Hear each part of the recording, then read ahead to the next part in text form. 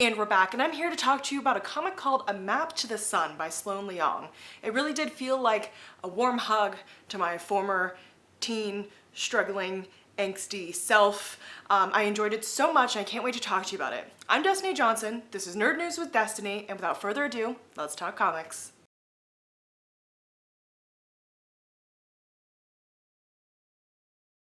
A Map to the Sun was so beautifully written. It follows a few young girls who are kind of coerced into joining their school's brand new young ladies basketball team, and sort of about what they learn about themselves and about each other.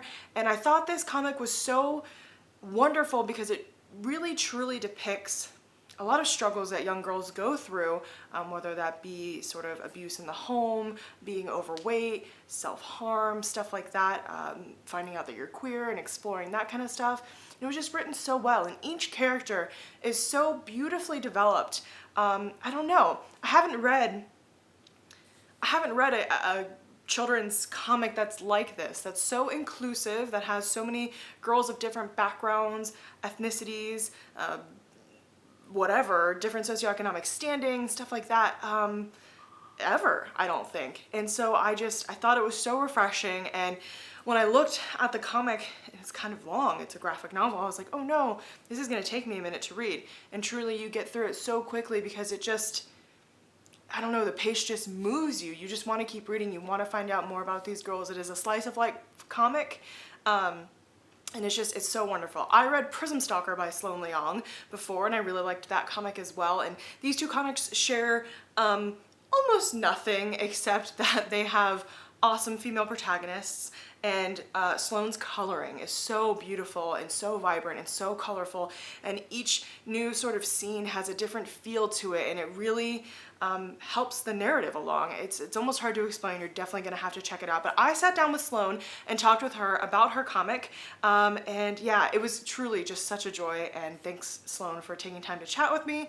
And here's that interview. And so, Sloane, I've read your previous comic called Prism Stalker, which I enjoyed so much. It Yay. was like Sailor Moon meets Bioreactive World meets Kick-Ass Women Warrior. Really, really loved it. It was so good. And now you have a new comic coming out called A Map to the Sun.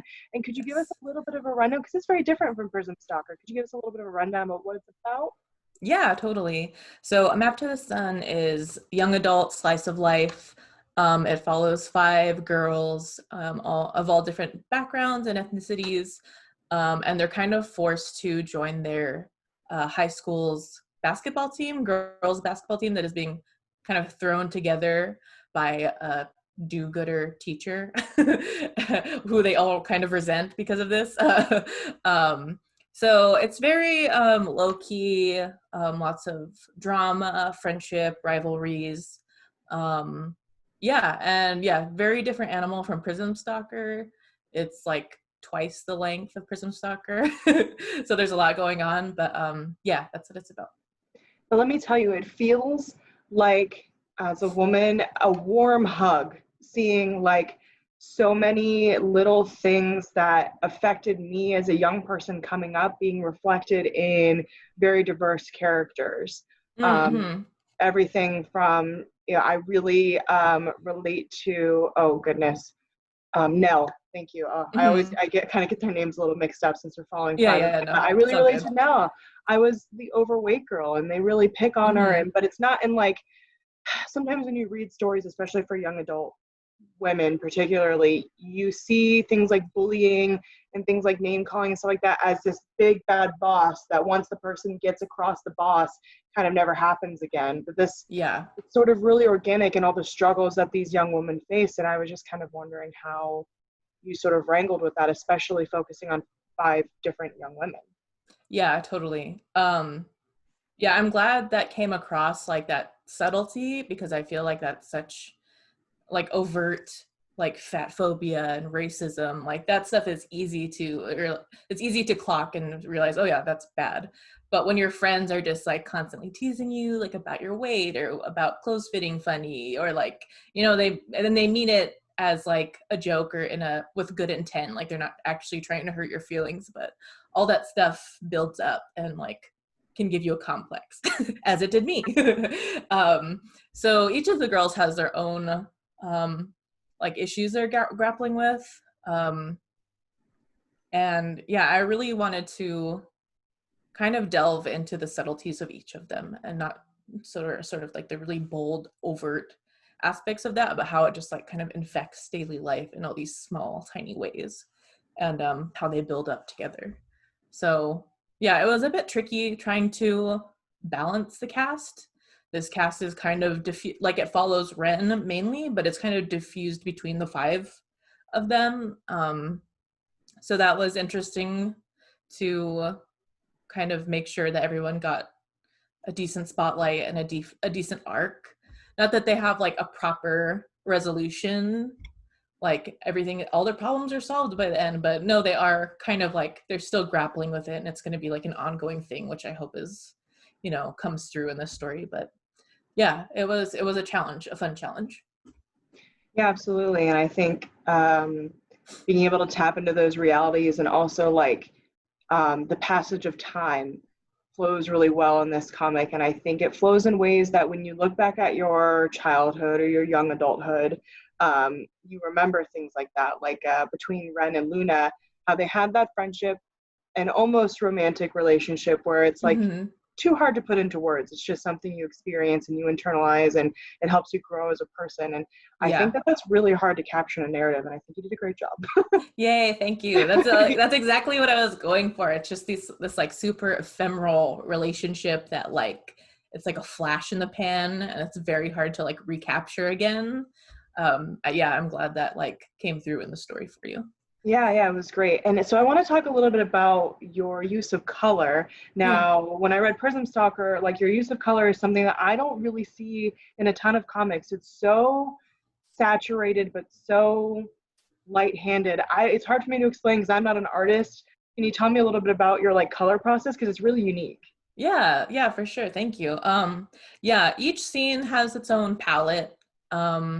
My publisher, I actually wanted to do a more like literal coloring of it to keep the like low key tone of it, but I'm glad in the end that I didn't. My publisher was like, no, we really want like your abstract impressionistic color style in this. And I was like, okay, I can do that. And it kind of got challenging because like, third of the way in I've used like however many palette combinations, and I'm like, okay, I don't want to keep repeating myself.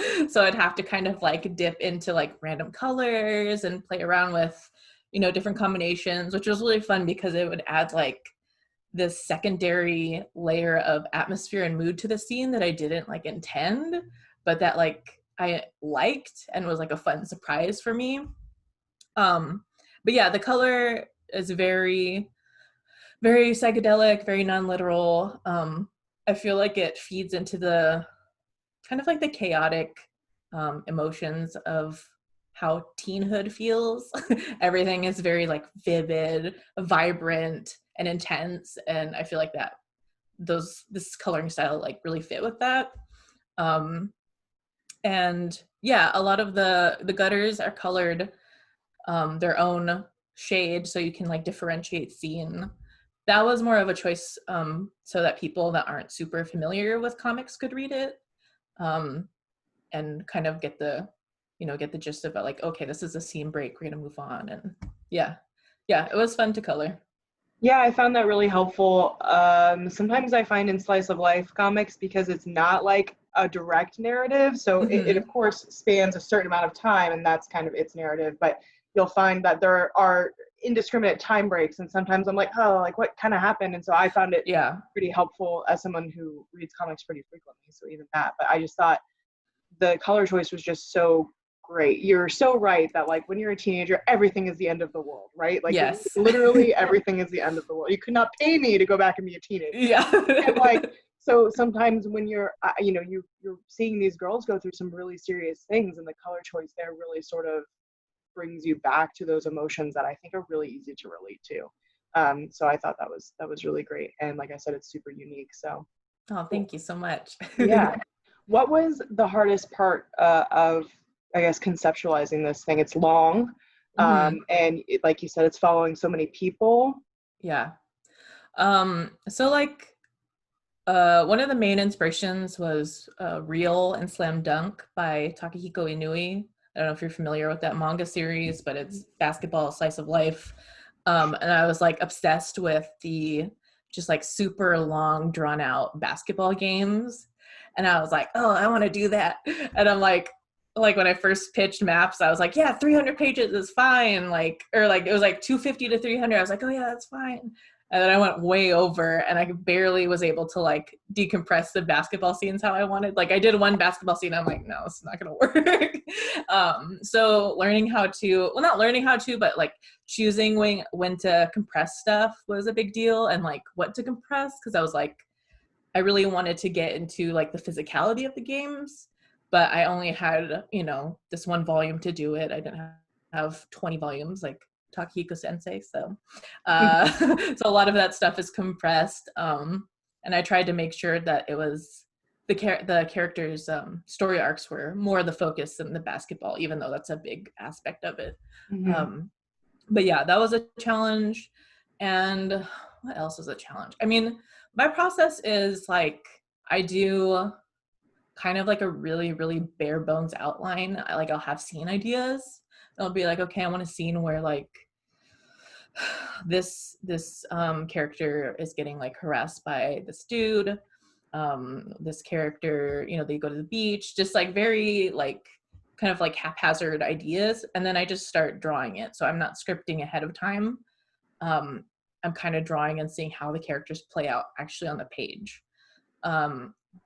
So First Second was very kind to let me just indulge in my process like that. I was like, I don't like script ahead of time. They're like, that's okay, we trust you. And I was like, okay. But yeah, it was nice to just be able to like live with these characters in my head and just put them on the page, see how they reacted to different like elements I would throw at them, and how their dynamics would change. So that was fun and challenging. And really enjoyable. Yeah, absolutely. Talk to me a little bit about why I feel so dumb asking this question because I know the answer and you know the answer, and hopefully the people watching this know the answer, but talk to me about why representation in comics is important. Yeah, I mean, this whole book is my answer to the void of personal experiences that I could relate to in like media and movies and books and comics. There was just a huge gap there between my experiences and the ones that were on the page or on the screen. Yeah, there's stuff like, growing up being like mixed race, being light skin or dark skin, and people judging you kind of like in a weird hierarchical way. I grew up in Hawaii, so a lot of local people like prefer, they're like the darker you are, like the more native people think you are. It's like silly, obviously. But there's so many like strange and interesting cultural dynamics that don't get explored in just your run of the mill like coming of age or slice of life story. And I really wanted to explore that, and especially like how family affects children and young people, and being like a support system for like your parents or your family. I feel like that's not explored very much, I guess because it's not very like sexy. It's not like sexy or exciting to like help your parents work, but it's extremely formative. So yeah, basically there's just a huge void there that was waiting to be filled, and I wanted to fill it. Yeah, absolutely. And I think it's so it's done with such a careful hand where it feels so natural, much like the like I said, the scene where Luna wants to go into the straight size store, and Mm-hmm. Mel's like, there's like nothing in there for me. Like that's a very Yeah. relatable experience, and I think it's really Yes. relatable for a lot of people the way that Ren helps out her dad, where it's Mm-hmm, not a mm-hmm. question, it's not some big put upon, it's like just her life. Like that's just Yes. very, I mean, it's not a big deal. It's just part of her narrative, just like interacting with kids at school is. So Yes, I thought that was exactly. really great. And I think that it affords the ability for a lot of different people to see themselves, girl, boy, non-binary, whatever, in these Mm-hmm. characters because they have really well-rounded sort of experiences as young people. So I thought that was really great. Thank you. Yeah, absolutely. I don't mean to like loud you with compliments. Oh no, I love it. Keep it coming. I just mean like reading it. It's a great reading experience. So I really appreciate that because I think it's important when people see young adult novels, like adults can enjoy them as well. And I really did. I often do. There are a lot of people who write great young adult stuff in Portland, and I've been trying to dip my toe more in the pool there. So very cool. Yeah, it's great. So tell me about how the literal process of this. So you talked a little bit about how you sort of go in and you start sketching, you have these idea of these scenes, but how long does it take to put a book like this out into the world from your brain to like your hands? Yeah. So I started doing sketches of the characters back in like at the end of like 2015. I did a short comic with Red and Luna, which is the prologue, like the prologue in the final book. And that was like Ignatz nominated back in 2016, I believe. And that's what I used to pitch for second. So I sent that in. I sent in like a really condensed synopsis of what I thought the story was going to be at that time. And then I guess it took like about, I want to say a year broken up because when I sold maps, I also was working on Prism Stalker. And so I was like 6 months on maps and then 6 months on Prism Stalker and then back to maps again with lots of like editorial work and illustration work in between. Yeah. But yeah, it was pretty straightforward. I don't think my actual like drawing process is that complicated. I just do like very like, I got Bristol paper, I got ink, my penciling is like really rough. It's a mess. But yeah, I think like a solid year and a half is how long it took to also do coloring. The coloring I did on my iPad, which was really nice. I took it to Angoulême in France last year for a month and just colored the whole book there. And that was really fun. Wow, that sounds very picturesque. Just Yes. casually working on your graphic novel in France. Yeah. Yes. Like, wow. No, that's really cool. And I asked because it is a long book, and I keep saying it's long. I want to convey it doesn't feel long to read. I'm glad. But I was surprised when I looked down and I was like, oh wow, like when I first started, I was like, oh, there's 370 pages. Like, I wonder how long this is going to take me to read while I do whatever else I'm doing. But it really felt felt very seamless and very easy to read. So please don't be daunted by that, anybody who's watching this. Yeah. But yeah, I asked why it takes so long because I have literally no clue what it takes basically to make a comic. I just talk. Yeah. Yeah. So that's why I was curious. But that's a good chunk of time, and I think it's probably feel a little like it's your baby. So yes, totally. Yeah, I finished it in March last year. So it's also like hard waiting for like the publishing machine to like, pick it up, put it out. I was like, August can't come quick enough, like. With that being said, when does it officially go onto shelves where people can purchase it? Yes, it comes out August 4th. So that's very, very right around soon. the corner. Oh my gosh. Yes. And so, check it out. I got ARCs finally. Yay! Shiny. Oh no, I'm disappearing in the. Oh no, I can see the bottom part of it. Oh no! There we go. Yay! Wow. Oh. Okay. Yeah. Right there. That's so funny. So I encourage anybody watching this to reach out to your local comic book shop and tell them that you would like to purchase it. They can order it for you, or I'm sure they could probably pick it up on First Second's website. What about your website? Yeah. You can't buy it off my website, but basically anywhere that has books, ideally go to your local comic book store. You can order it like online, Barnes & Noble, Amazon, wherever. Awesome. Yeah, I really enjoyed this comic, which I knew I was going to because I really liked Prison Stalker. But if you could recommend this comic, who would the ideal reader be who might get the most out of this comic? Oh man, I mean, ideally I'd love for like young women, and especially like young women of color. I don't know, it's hard recommending it. I'm like, because it's like, I don't know, I feel like braggy, like you'll love this, but I feel like I've never seen the sort of stuff I've put into this book out in the wider reach of young adult fiction and comics especially. So I feel like I don't know, I like it and my friends like it, and I I feel like you might like it too. So yeah, Yes. give it a Well, I'll try. say it. You'll love it. It's Yeah. great. I'm loving it. You'll love it. Please pick it up. I have no problem saying that. It makes me feel warm and good, like um, Laura Dean keeps breaking up with me. Made me feel. Nice. So Yeah. if you liked that comic, I would recommend you this comic. Um, but yeah, I think that you hit the nail on the head there, that this has filled a space that a lot of people can find home in because they don't see themselves in what's available currently. And that doesn't mean that you have to be bi POC to read it, but it certainly would appeal to the bi POC community. Yeah. You know, but I can't recommend it enough. I really, really enjoyed it. Is there anything else that you'd like to talk about that you have coming up, or about the comic that I didn't ask? Not that I can think of. I have more events sprinkled throughout August. I have like a little infographic on my Twitter and Instagram. My Twitter is at Sloane Sloan. My Instagram is at Sloane Leong, and you can check it out there and come hang out with me on Zoom or Twitch.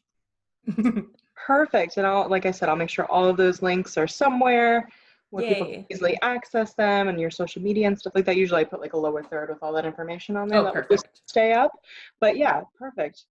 And that's really all I had for you. I really Yay. enjoyed this comic. I thought it was great, and I hope a lot of people read it. And congrats on the almost release.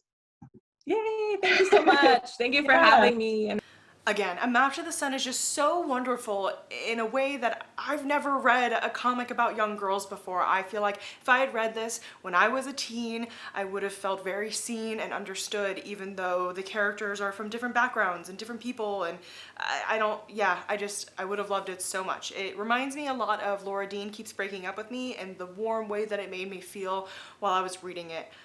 So if you liked that comic, you will like this comic, but I suggest that you pick this up and give it a read, whether you're an adult or if it's for a young lady in your life or whatever. I thought it was just so beautifully written and so beautifully illustrated and colored. I had a great time reading this comic.